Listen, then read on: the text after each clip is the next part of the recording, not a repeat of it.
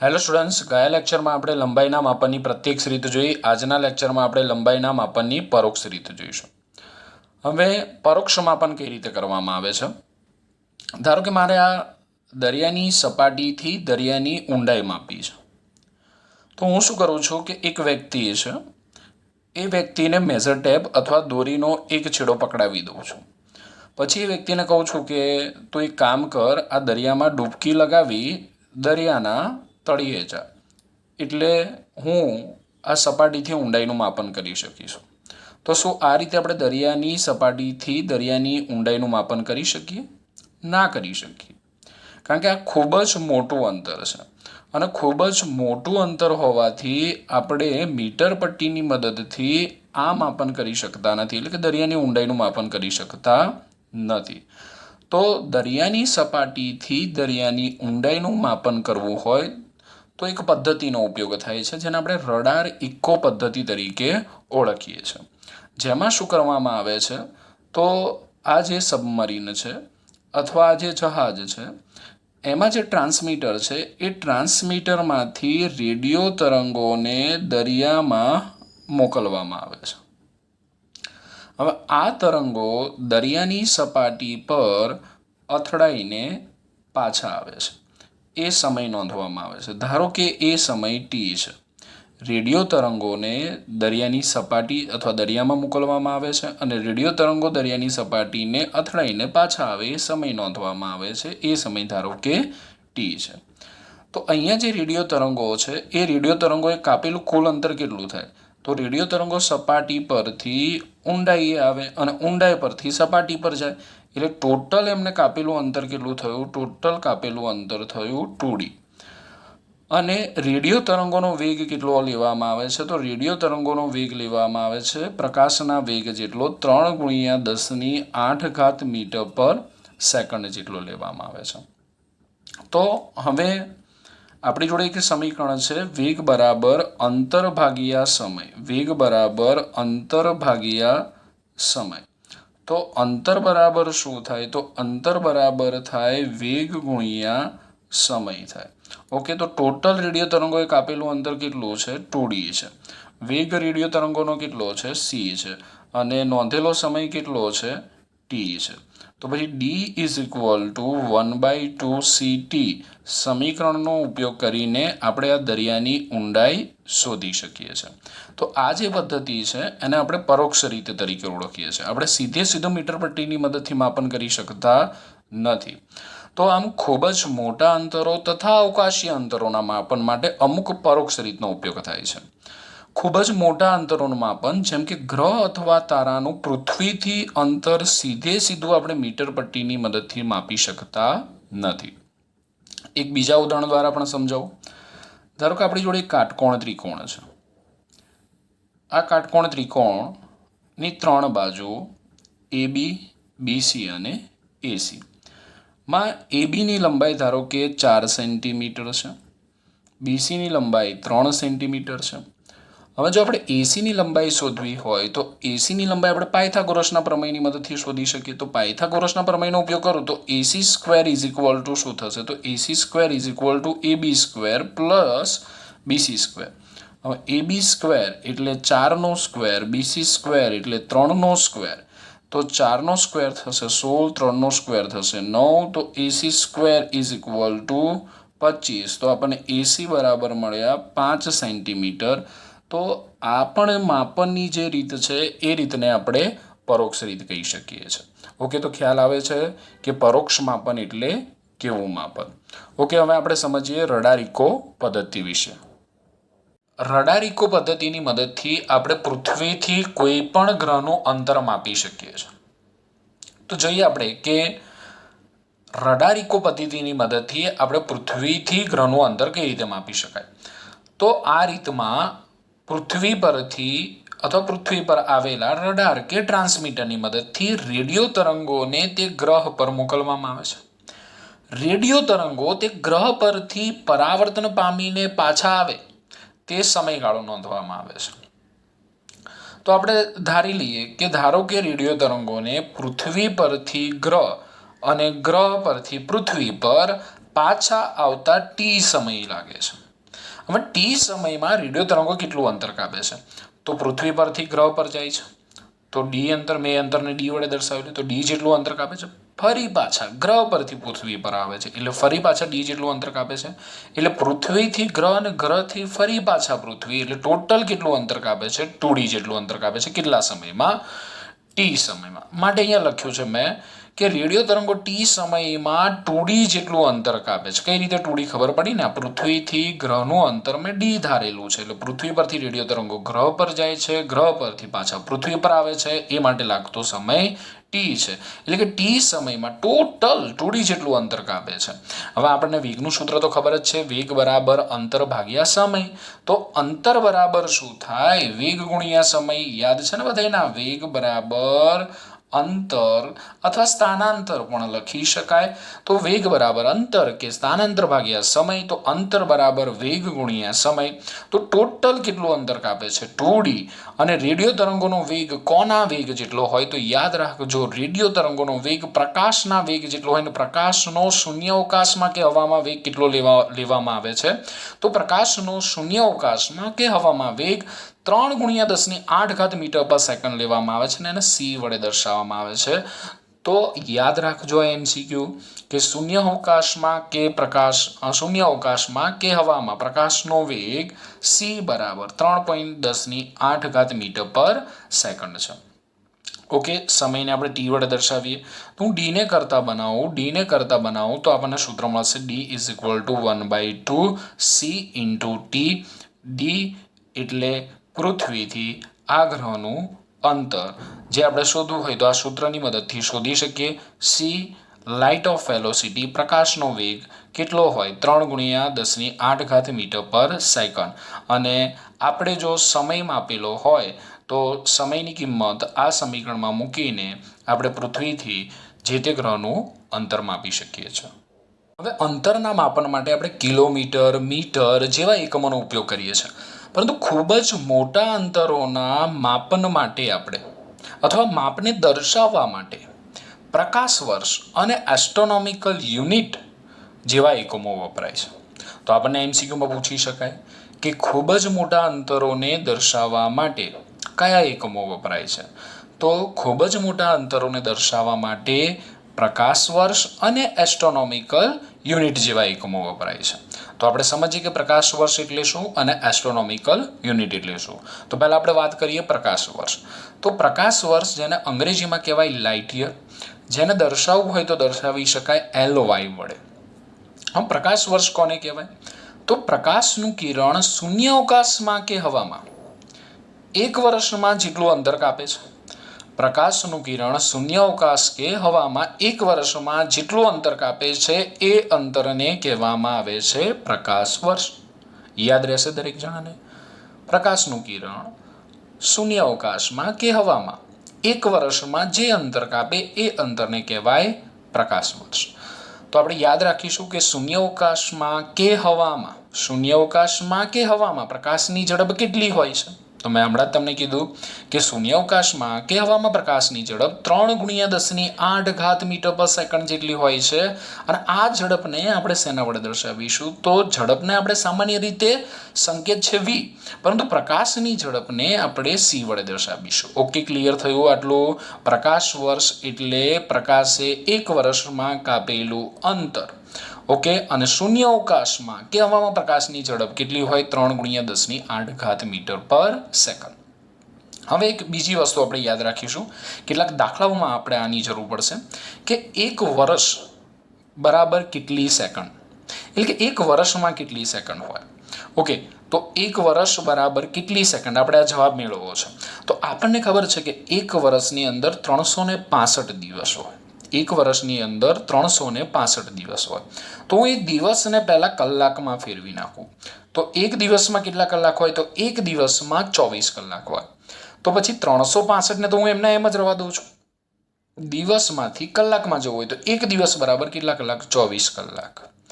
હવે આપણે કલાકમાંથી સેકન્ડમાં જવું છે તો આપણને ખબર છે કે એક કલાકની અંદર 3600 સેકન્ડ હોય. 1 કલાક બરાબર 60 મિનિટ, 1 કલાક બરાબર 3600 સેકન્ડ. તો હવે આ જે કલાક છે એ કલાકને હું સેકન્ડમાં ફેરવું છું. તો કઈ રીતે લખાશે? 365 ગુણ્યા 24 ગુણ્યા 3600. ઓકે, હવે આનો આપણે ગુણાકાર કરીએ.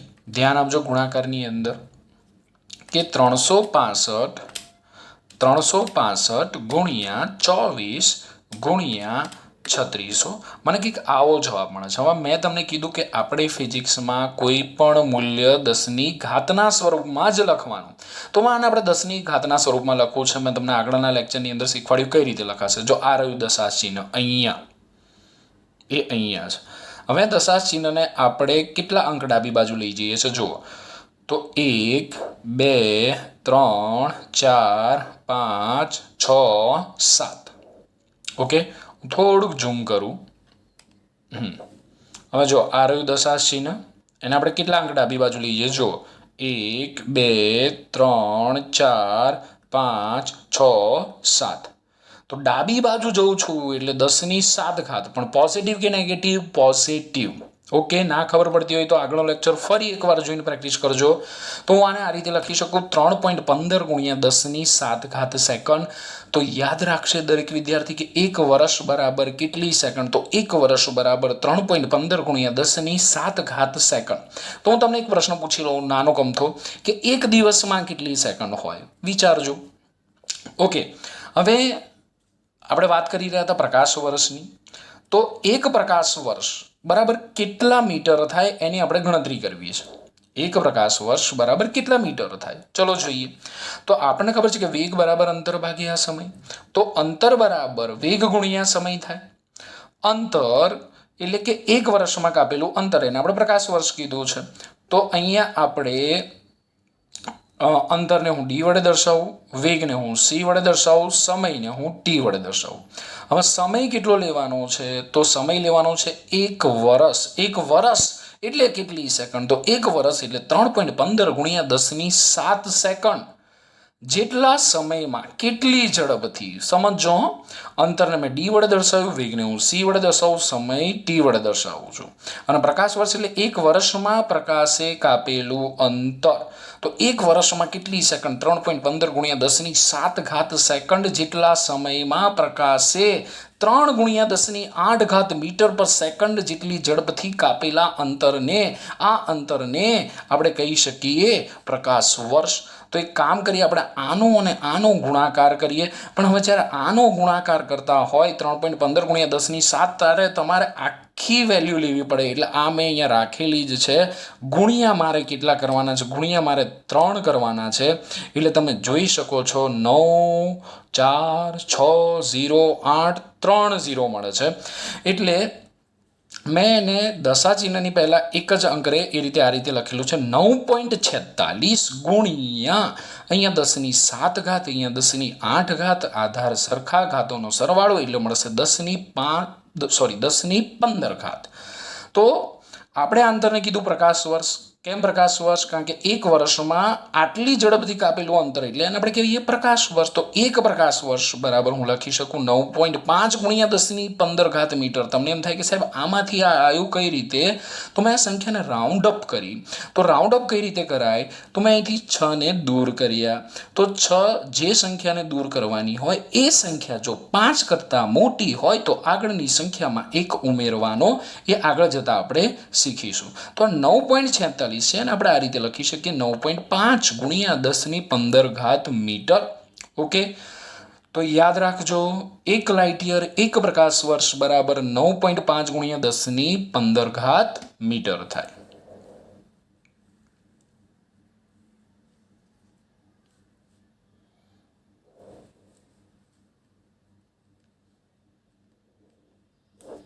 ચલો હવે આપણે વાત કરીએ એસ્ટ્રોનોમિકલ યુનિટ, જેને આપણે AU વડે દર્શાવીએ છીએ. તો પૃથ્વીથી સૂર્યના અંતરને અવકાશ વિજ્ઞાનમાં અંતરના એકમ તરીકે લેવામાં આવે છે. પૃથ્વીથી સૂર્યનું જે અંતર છે એ અંતરને અવકાશ વિજ્ઞાનમાં અંતરના એકમ તરીકે લેવામાં આવે છે અને તેને એક એસ્ટ્રોનોમિકલ યુનિટ કહે છે. તો આમાં આપણે ડાયરેક્ટ યાદ રાખીશું કે પૃથ્વીથી સૂર્યનું જે અંતર છે એ કંઈક આટલું છે 1.496 ગુણ્યા 10^11 મીટર. તો આ અંતરને અવકાશ વિજ્ઞાનમાં અંતરના એકમ તરીકે લેવામાં આવે છે, જેને આપણે એસ્ટ્રોનોમિકલ યુનિટ કહીએ છીએ. તો આપણે યાદ રાખીશું કે એક એસ્ટ્રોનોમિકલ યુનિટ બરાબર 1.496 ગુણ્યા 10^11 મીટર. ઓકે, હવે આપણે બીજી એક વસ્તુ વિશે વાત કરીએ, પાર્શિક, જેને આપણે ટૂંકમાં દર્શાવીએ છીએ પીસી વડે. પાર્શિકને આપણે દર્શાવીએ છીએ પીસી વડે. પ્રકાશ વર્ષને LY, લાઇટ યર, એસ્ટ્રોનોમિકલ યુનિટને AU અને પાર્શિકને પીસી. હવે આ ઘણી સ્કૂલોમાં પૂછાયેલું છે, તો ધ્યાન આપજો કે પાર્શિક કોને કહેવાય. તો એની વ્યાખ્યા કંઈક આ રીતે લખી શકાય કે એક AU જેટલી લંબાઈ વડે જે અંતરે 1 સેકન્ડ જેટલો કોણ આંતરાતો હોય, એક AU જેટલી લંબાઈ વડે જે અંતરે 1 સેકન્ડ જેટલો કોણ આંતરાતો હોય તો તે અંતરને કહેવાય એક પાર્શિક તરીકે ઓળખવામાં આવે છે. હવે ચલો વ્યાખ્યા સમજીએ આપણે. તો આ એક AU જેટલી લંબાઈ છે અને આ લંબાઈ વડે જે અંતરે 1 સેકન્ડ જેટલો કોણ અંતરાય, તો આ જે અંતર છે ને એ અંતરને આપણે પાર્શિક કહેવાય. ફરી સમજાવું છું, સમજો કે એક AU જેટલી લંબાઈ વડે જે અંતરે 1 સેકન્ડ જેટલો કોણ રચાય એ અંતરને કહેવાય પાર્શિક. તો આ ધારો કે આપણે આમ વર્તુળ લઈએ, આમ વર્તુળ આ રીતે, તો આ વર્તુળનો શું બને? તો આ વર્તુળનો ચાપ બને. ઓકે, તો આ વર્તુળની શું બનશે? તો વર્તુળની ત્રિજ્યા, આપણે વર્તુળ સહેજ મોટું લેવું પડશે, આ રીતે, યસ, આ રીતે. તો આ બનશે વર્તુળની ત્રિજ્યા અને આ બનશે AU ચાપ વડે રચાતો કોણ 1 સેકન્ડ. તો આપણે એક સૂત્ર ભણી ચૂક્યા, ખૂણો બરાબર ચાપ ભાગ્યા ત્રિજ્યા. ખૂણાને હું થીટા વડે દર્શાવું, ચાપને હું L વડે દર્શાવું, ત્રિજ્યાને હું R વડે દર્શાવું. તો R is equal two theta is equal two L/R. આરને થીટાની જગ્યાએ લઈ જાઉં, થીટાને આરની જગ્યાએ લઈ જાઉં તો લખાશે R ઇઝ ઇક્વલ ટુ L/થીટા.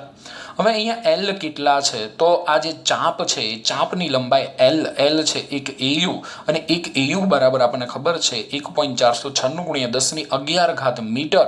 અને અહીંયા જે કોણ રચાયો છે એ કોણ આપણે લીધો છે 1 સેકન્ડ, અને 1 સેકન્ડ બરાબર 4.85 ગુણ્યા 10⁻6 રેડિયન. આગળના એક લેક્ચરમાં મેં તમને આ બધા જ કન્વર્ઝન યાદ રાખવાના કીધા હતા કે ડિગ્રીમાંથી રેડિયનમાં કઈ રીતે જવાય, રેડિયનમાંથી ડિગ્રીમાં કઈ રીતે જવાય, ડિગ્રીમાંથી મિનિટમાં કઈ રીતે જવાય, મિનિટમાંથી સેકન્ડમાં કઈ રીતે જવાય. ઓકે, 1 મિનિટ બરાબર કેટલા રેડિયન ને 1 સેકન્ડ બરાબર કેટલા રેડિયન, આ બધા જ કન્વર્ઝન તમારે યાદ રાખવાના છે. તો AU એટલે તો હમણાં જ આપણે ભણી ચૂક્યા, એટલે આપણને યાદ છે કે એક AU બરાબર 1.496 × 10⁻11 metre and 1 second is equal to 4.85 × 10⁻6 radian. તો અહીંયા બંને વેલ્યુ હું પુટ કરી દઉં, put this value in this equation, તો વી ગેટ, તો R is equal to 1.496 × 10⁻11 divide by 4.85 × 10⁻6. Okay, ભાગાકાર કરીએ તો આપણને આવો જવાબ મળે છે 3.08 ગુણ્યા 10⁻16 મીટર. તો આ જે અંતર મળ્યું એ અંતરને આપણે કહીએ છીએ પાર્શિક. તો 1 PC બરાબર આપણે લખી શકીએ 3.08 ગુણ્યા 10⁻16 મીટર. હવે આ ત્રણેને યાદ કઈ રીતે રાખવાનું એ હું તમને કહું છું. પહેલા તમારે યાદ રાખવાનું AU, પછી તમારે યાદ રાખવાનું LY, પછી તમારે યાદ રાખવાનું PC. કેમ? પહેલા AU ની જ વેલ્યુ યાદ રાખવાની, કારણ કે એમાં 10⁻11 આવે છે. પછી LY માં 10⁻15 આવે છે અને PC માં 10⁻16 આવે છે. એટલે તમારે પહેલા એસ્ટ્રોનોમિકલ યુનિટ અને મીટરનો સંબંધ યાદ રાખવાનો, પછી લાઇટ યર અને મીટરનો સંબંધ યાદ રાખવાનો, પછી પાર્શિક અને મીટરનો સંબંધ યાદ રાખવાનો. તો જ તમને ઘાતો પરફેક્ટ યાદ રહેશે, નહીં તો ઘાતો ભૂલી જશો. ઓકે, તો 1 AU is equal to 1.496 × 10⁻11 metre. તે રીતે 1 light year is equal to 9.5 × 10⁻15 metre અને 1 parsec is equal to 3.08 × 10⁻16 metre. તો આપણે આ રીતે યાદ રાખીશું. પહેલા AU માં 10⁻11 આવે, લાઇટ યરમાં 10⁻15 આવે, PC માં 10⁻16 આવે. આ સિવાય બીજી કઈ વસ્તુ આપણે એમસીક્યુ માટે યાદ રાખવાની છે તો એની વાત કરીએ. મેં ટાઇટલ એવું આપ્યું છે કે લંબાઈનો વિસ્તાર અને માપક્રમ. તો ભૌતિક વિજ્ઞાનમાં નાનામાં નાની કેટલી લંબાઈનું માપન કરવામાં આવે? 10⁻14 મીટર, જે ન્યુક્લિયસની સાઇઝ છે. અને મોટામાં મોટું કેટલું અંતરનું માપન કરવામાં આવે? 10⁻21 મીટર, જે ગેલેક્સીની સાઇઝ છે. તો એમસીક્યુ માટે આપણે બે વસ્તુ યાદ રાખીશું કે ન્યુક્લિયસની સાઇઝ કેટલી છે? 10⁻14 મીટર. ગેલેક્સીની સાઇઝ કેટલી છે? તો ગેલેક્સીની સાઇઝ છે 10⁻21 મીટર, 10⁻21 મીટર. તો લંબાઈનો જે વિસ્તાર છે અથવા માપક્રમ છે 10⁻14 મીટરથી 10⁻21 મીટર જેટલી મોટી લંબાઈનું માપન થઈ શકે છે ભૌતિક વિજ્ઞાનની અંદર. આ ઉપરાંત આપણે યાદ રાખીશું 1 FM. ઓકે, તો 1 FM, FM એટલે કહેવાય ફર્મી એટલે છે ફેમ્ટોમીટર. ફર્મી એટલે કહેવાય ફેમ્ટોમીટર. અને એક ફર્મી બરાબર થાય 10⁻15 મીટર. ઓકે, આ જ ચેપ્ટરના અંતમાં આપણે ભણવાનું આવશે મિલી, માઇક્રો, નેનો, પીકો, ફેમ્ટો, એટો, જેટો. તો ત્યાં આપણે વાત કરીશું આ ફેમ્ટો વિશે. પણ અત્યારે યાદ રાખીશું ફેમ્ટો એટલે 10⁻15 મીટર થાય. આની સિવાય એક એમસ્ટ્રોંગ બરાબર 10⁻10 મીટર થાય. ઓકે, તો આટલી વસ્તુ યાદ રાખવાની છે કે ન્યુક્લિયસની સાઇઝ 10⁻14 મીટર, ગેલેક્સીની સાઇઝ 10⁻21 મીટર, એક ફર્મી બરાબર 10⁻15 મીટર ને એક એમસ્ટ્રોંગ બરાબર 10⁻10 મીટર. અને અમે છેલ્લે જે અત્યાર સુધી આપણે વાત કરી પ્રત્યક્ષ અને પરોક્ષ માપનની, એ માટે આપણે કેટલી વસ્તુઓ યાદ રાખવાની છે, ધ્યાન આપો. તો 10⁻10 મીટરથી 10⁻8 મીટર જેટલી અતિ સૂક્ષ્મ લંબાઈનું અથવા અંતરનું માપન આપણે માઇક્રોસ્કોપની મદદથી કરી શકીએ છીએ. એને માપનની આણ્વિક સ્તરની રીત કહેવાય. 10⁻5 મીટર સુધીનું માપન આપણે સ્ક્રૂ ગેજ અને સ્પેરોમીટરની મદદથી કરી શકીએ, જેને આપણે માપનની પ્રત્યક્ષ રીત કહીએ છીએ. 10⁻4 મીટર સુધીનું માપન આપણે વર્નિયર કેલિપર્સની મદદથી કરી શકીએ, જેને આપણે માપનની પ્રત્યક્ષ રીત કહીએ છીએ.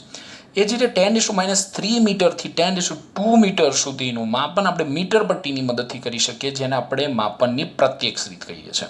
અને 10⁻2 મીટરથી વધારે અંતરનું જો માપન કરવું હોય તો આપણે ટેલિસ્કોપ કે રડારિકો પદ્ધતિની મદદથી કરી શકીએ, જેને આપણે માપનની પરોક્ષ રીત કહીએ છીએ. ઓકે, તો અહીંયા આપણે લંબાઈના માપનની પ્રત્યક્ષ અને પરોક્ષ રીતની વાત પૂરી કરીએ છીએ.